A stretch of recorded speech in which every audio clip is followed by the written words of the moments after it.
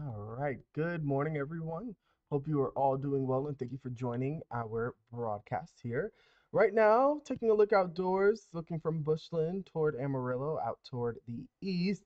It's 37 degrees here in Amarillo. While it says it's sunny, we are dealing with some high clouds right now. Our winds are coming in from the south southwest at 16 miles an hour, already elevated, and our dew point is quite low at 10. Just really dry air impacting the area right now. And taking a look at our temperatures, we're well above where we should be for this time of day. In fact, we should be at a low of about 25. Right now, we're sitting at 37, 40 in Hereford, 43 in Canadian, 33 in Boise City, as well as Dalhart, and 32 in Paducah at this time. Winds are elevated, especially in the central and eastern panhandle at this point in time, sustained anywhere between about 5 to 20 miles an hour. We will continue to see those winds increase as the day continues. Looking at our radar and water vapor imagery, not much going on in the heart of the country besides the gusty and blustery winds. In fact, our friends over in portions of central Colorado have something called a particularly dangerous situation red flag warning. Uh, to break that down, pretty much that's saying that's almost like a red flag warning with an exclamation point. It is a dangerous situation that they'll be dealing with over in the high country and some of the higher elevations where they could have hurricane force wind gusts anywhere between about 85 to, well, strong tropical storm to hurricane wind gusts with winds anywhere between 85 to 105, 110 miles an hour. So they'll be dealing with that at this point in time while we get what's left of those winds here in the Panhandle region.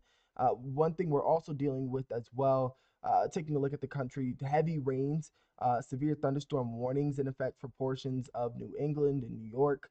Heavy downpours there. They're also dealing with gusty and blustery winds. Wind alerts posted for them with winds up to 50 miles an hour, if not a little higher than that, especially along coastal areas.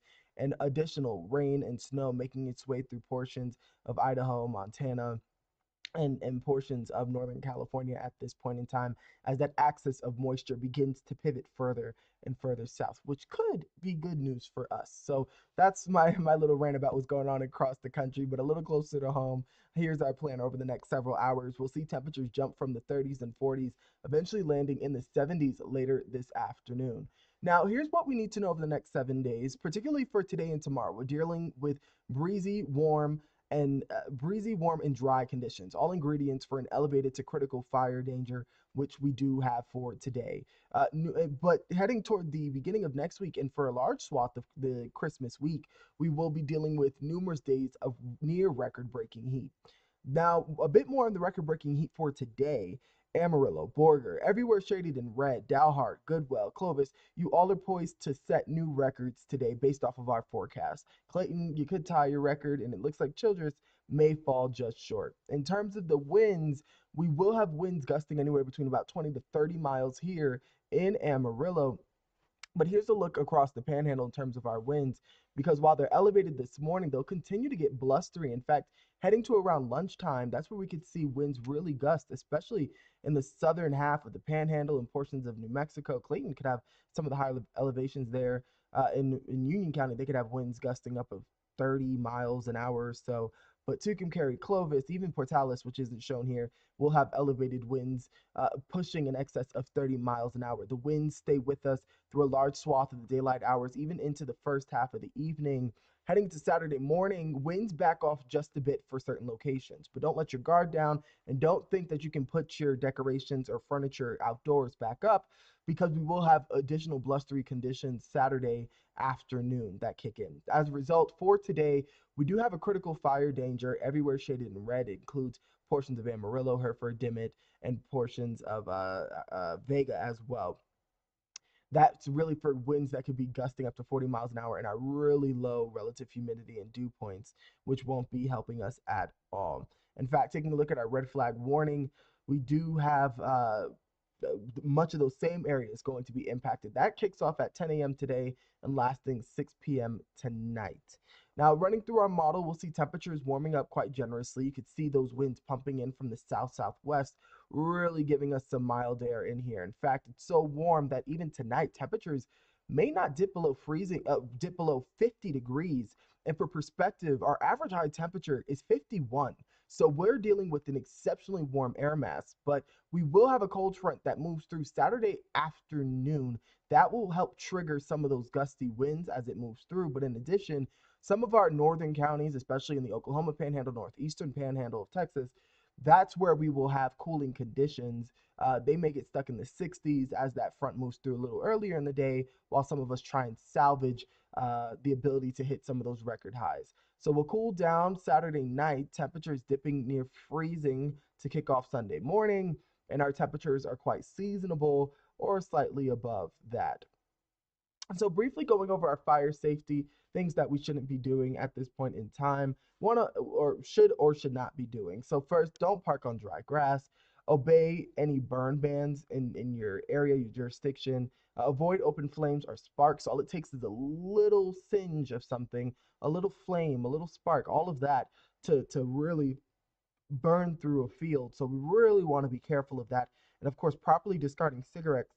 And while it's not on here, I know many of us are beginning our holiday travel away somewhere. But if you are doing any camping, if you have a trailer attached to your vehicle, make sure to secure those chains because as they scrape on the ground, they could cause an accidental spark, setting off a blaze. So we want to make sure that we're doing all that we can to prevent that. Now, taking a look more toward Christmas week, we've been talking about this a little bit, but boy, are we in the bullseye of some really warm conditions. We have a 90% chance of being above normal. Our normal is typically 51 and 25 for our highs and lows. But the good news is it looks like we're inching toward the possibility of some moisture creeping in here, probably toward the tail end of next week and maybe into the beginning of the following week, just in time for the new year. So we'll keep an eye on that. Models are hinting at that axis of moisture that's been funneling rounds of rain and snow to portions of the Pacific Northwest, eventually making its way far enough south, and we could possibly see a cutoff low or an open wave. That will still have to be checked. It still have to be monitored, but regardless, it looks like some moisture can make its way in here, and we could use it. Here's the look at our latest drought monitor. We can see right now, mainly abnormally dry conditions hanging around portions of the southeastern panhandle, which also tends to be the place where the fuels have been the most receptive out of the fires that have happened so far this season. So we want to be careful with that in mind. Taking a look at your 7 day tracker, we're above average, breaking or coming close to setting record highs for Friday, Saturday. Cold front moving through just in time for Sunday, bringing us down to near seasonal highs. But boy, are we well above average, roughly 30 degrees, 25, 30 degrees or so above average with highs in the upper 70s across the area. Well, I hope you all stay safe, making sure that you are practicing some of that proper fire safety, making sure that we're doing our part not to set off any accidental blazes, especially right before the holiday season. You want to protect yourselves and your neighbors from any accidental blazes.